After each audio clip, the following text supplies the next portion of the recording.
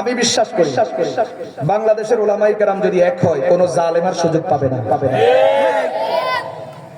বাংলাদেশের উলামায়ে কেরাম যদি এক হয়, সিট যদি একটাও পায়, একটা কয়টা, এরপরেও আমি বিশ্বাস করি আল্লাহ তাআলা উলামায়ে কেরামকে এই কলিজা দিয়েছেন, উলামায়ে কেরামকে সাহস দিয়েছেন, উলামায়ে কেরামকে আল্লাহ তাআলা ওই মেধার যোগ্যতা দিয়েছেন, আল্লাহ তাআলা উলামায়ে কেরামকে ওই পরিমাণ হুঙ্কার দেওয়ার সাহস আর কলিজা দিয়েছেন।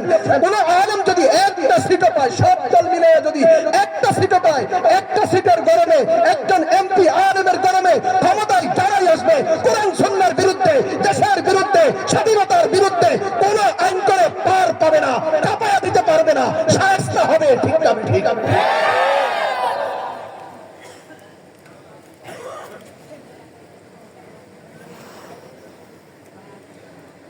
আমি পরিষ্কার বলি, আপনাদেরকেও বলি, সব জায়গাতে বলি, এখানেও বলি, আল্লাহ তাআলা কোন দলের বিরুদ্ধে না, না আওয়ামী লীগ, না বিএনপি, না জাতীয় পার্টি, না জামাত হেফাজত, না ইসলামী আন্দোলন, না বাংলাদেশ খেলাফত মজলিস, আল্লাহ কোন দলের বিরুদ্ধে না।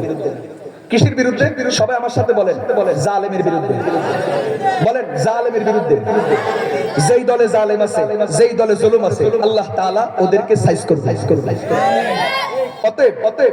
বন্ধু, তুমি যেই দল করো, বিএনপি, আওয়ামী লীগ, জাতীয় পার্টি, যাই করো, তুমি যদি বুকে হাত দিয়ে বলতে পারো হুজুর আমার দলে জুলুম নাই, আমার দলের নেতারা জুলুম করে না, তাহলে আমি তোমাকে বলবো তোমার জাতীয় পার্টি করা ঠিক আছে, তোমার বিএনপি করা ঠিক আছে, তোমার আওয়ামী লীগ করা ঠিক আছে, আর আমারও তোমার দলে নিয়ে যাবে।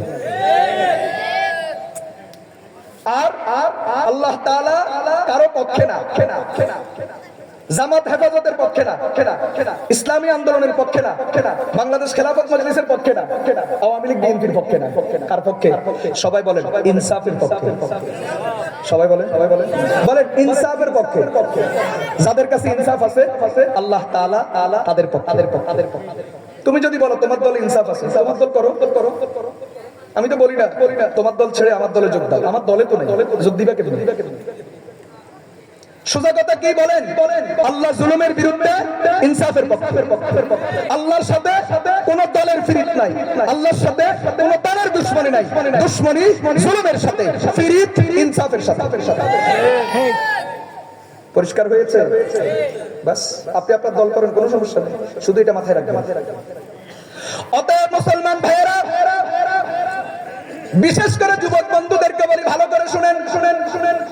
আপনি যদি মনে করেন আপনার দলে ইনসাফ আছে, আপনার দলে জুলুম নাই, আপনার দলের নেতার মধ্যে ইনসাফ আছে, তাহলে আপনার দল ঠিক আছে। আপনি নেতার পূজা এই পরিমাণ কি করছেন, আরো করেন।